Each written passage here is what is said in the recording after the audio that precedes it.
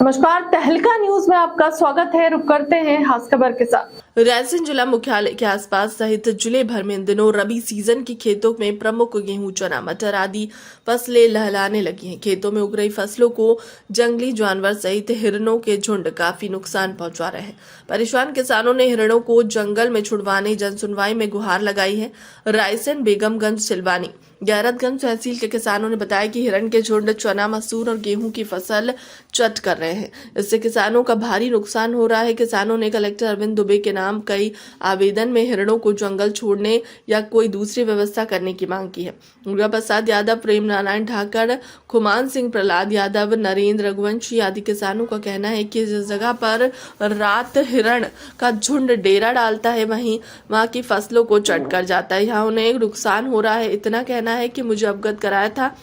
खेतों में जंगली जानवरों व हिरणों के झुंड से किसान परेशान है। जनसुनवाई में आवेदन देकर किसानों को अपनी समस्या से मुझे अवगत कराया था, जिस पर मैंने रायसेन डीएफओ विजय कुमार को पत्र लिखकर जल्दी समस्या का निराकरण कराने के लिए कहा। अरविंद दुबे, कलेक्टर, रायसेन। दरअसल किसानों के खेतों में रबी फसल लहलाने लगी है, जिससे जंगली जानवर और हिरणों के झुंड चौपट कर रहे हैं।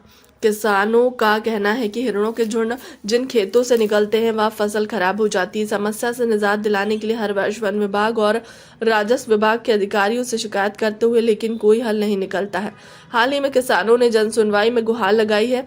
रायसेन सहित जिले की सुल्तानपुर, गोहरगंज सहित अन्य तहसीलों में के गाँव में इन दिनों हिरणों का बड़ा समूह डेरा जमाया हुआ है, जिस कारण हिरणों का खेतों में भगाने में किसानों को खेतों पर तैनात रहना पड़ता है। इस दौरान किसानों को अपनी सुरक्षा का ध्यान भी रखना पड़ा है। कुछ जगहों पर जंगली सुअर भी फसलों को क्षति पहुंचा रहे हैं। जानकारी के अनुसार सबसे ज्यादा हिरण क्षेत्र में है। वन विभाग जंगल में सबसे ज्यादा हिरण वन विभाग से 5 किलोमीटर के एरिया में होने वाले नुकसान को ही नहीं मानता है। इसके अलावा अन्य क्षेत्रों में होने वाले नुकसान को जंगली जानवरों से हुआ नुकसान नहीं माना जाता, जबकि हिरण कई किलोमीटर के क्षेत्र में नुकसान पहुंचाते हैं। आसपास जंगल कट जाने के बाद जंगली जानवर अब राजस्व सीमा में ही रहते हैं। क्षेत्र में हजारों की संख्या में हिरण हैं। गांव के पास हिरणों के आने पर वह कुत्तों के शिकार हो जाते हैं, तो कुछ सड़क हादसे में दम तोड़ देते हैं। मुआवजा लेने की यह प्रक्रिया, जंगली जानवर द्वारा फसलों का नुकसान होने पर यदि कोई किसान मुआवजा लेने के लिए प्रयास भी करता है तो प्रक्रिया पूरी नहीं कर पाता।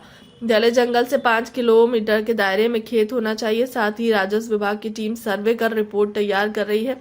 इसके बाद वन विभाग द्वारा रिपोर्ट तैयार की जाती है। इस प्रक्रिया के बाद फिर सक्षम अधिकारी द्वारा मुआवजा स्वीकृत किया जाता है। इस प्रक्रिया के चलते संबद्ध क्षेत्र के एक भी किसान को मुआवजा नहीं मिला होगा। क्षेत्र में जंगली जानवर फसलों को क्षति पहुंचाते हैं, जिससे किसानों को नुकसान उठाना पड़ता है और इस नुकसान का मुआवजा भी नहीं मिल पाता। किसान वन विभाग के अधिकारी से शिकायत भी करते हैं, लेकिन इस ओर ध्यान नहीं दिया जाता।